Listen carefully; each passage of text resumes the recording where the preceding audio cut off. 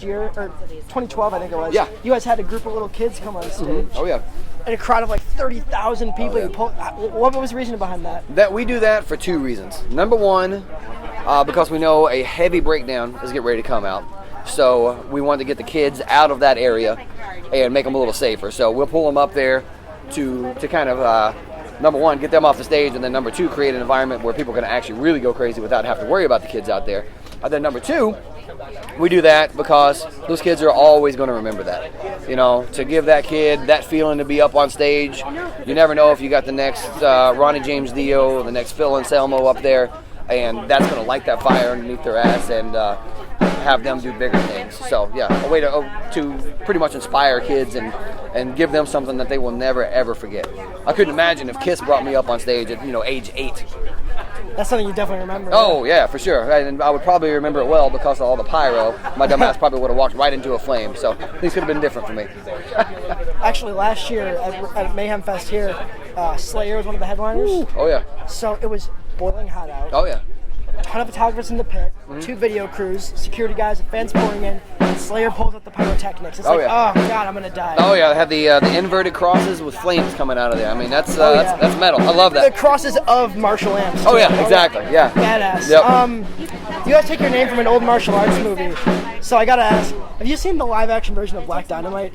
I have not. Zoltan probably has, but I have not. One of the most unintentionally hilarious movies I have ever seen. Wait, the second you're done with this interview, you need to go back. Okay. Pull up a computer and watch that. Black Dynamite. Black Dynamite. Okay. It's through Adult Swim, I think. Oh, okay. Oh, that would be. It's wonderful. Yeah, anything Adult Swim does, I'm definitely into that. It's wonderful. Okay.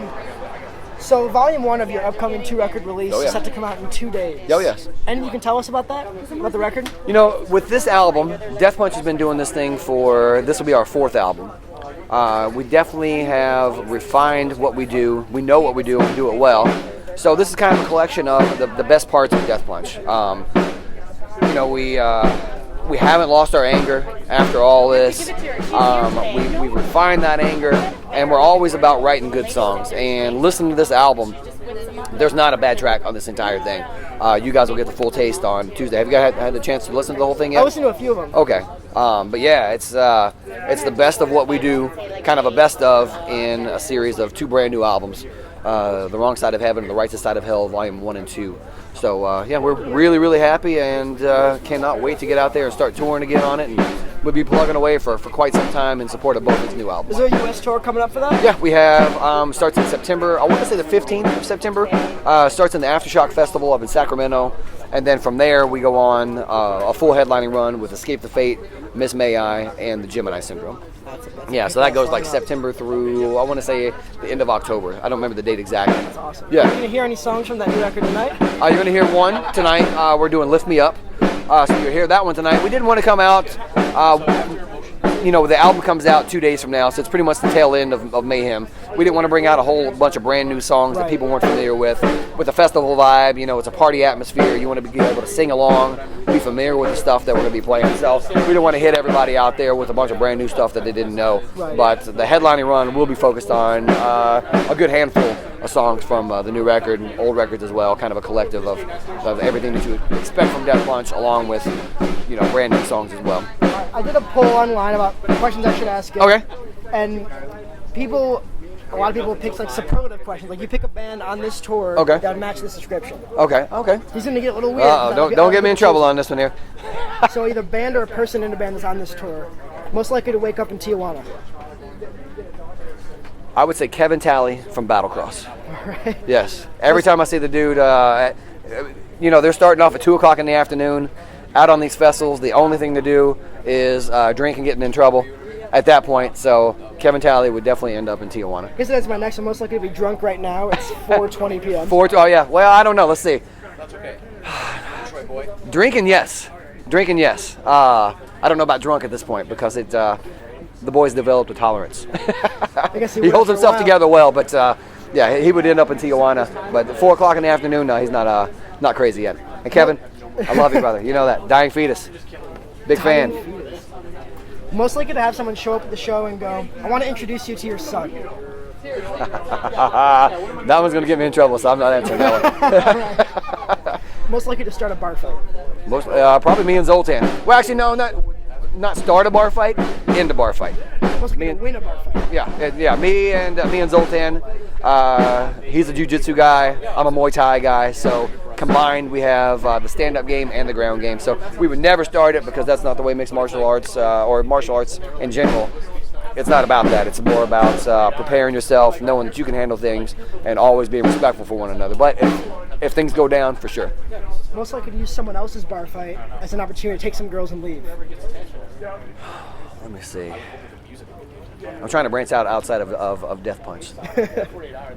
Man. Unless you guys really do everything.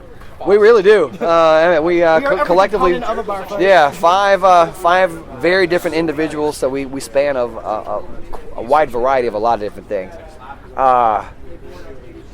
Yeah, I don't want to incriminate anyone because of girlfriends and wives and whatnot out there. So yeah, we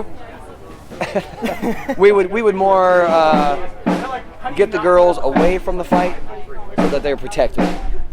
That's what we do because we're gentlemen. Most likely to secretly enjoy Taylor Swift. That would be Jeremy. I don't know if he actually does enjoy Taylor Swift, but he's very well-rounded. He listens to everything. Right. I'm a metal and hardcore guy, but Jeremy is very open to everything. So, yeah. Most likely to be a future Mayhem headliner. Future Mayhem. You know, I've been digging Motionless in White quite a bit. I didn't know what to expect. Even though it's their first time? Yeah. Future, on down the road. But they've got some great songs. I've watched their fans out there. They're singing along to every word out there. They've got a good vibe. They're good at what they do. And yeah, kind of a full package thing. So, get them with the right people and fucking get it done. But Motionless in White, that's been the biggest surprise for me on this tour. And I try to watch them every day, but generally speaking, I'm doing press at the time they're on. So it's a pleasure being able to make it over there and see those guys. I like watching them. And lastly, most likely to be in the side stage during your set. Let me think who I've seen over there. Most likely. I've seen Rob Flynn up there a couple of times watching us. Our good friends in Battlecross, we see those up there. Again, it's a friendly thing, we've been doing this for a while and have had a chance to kind of tour with everybody.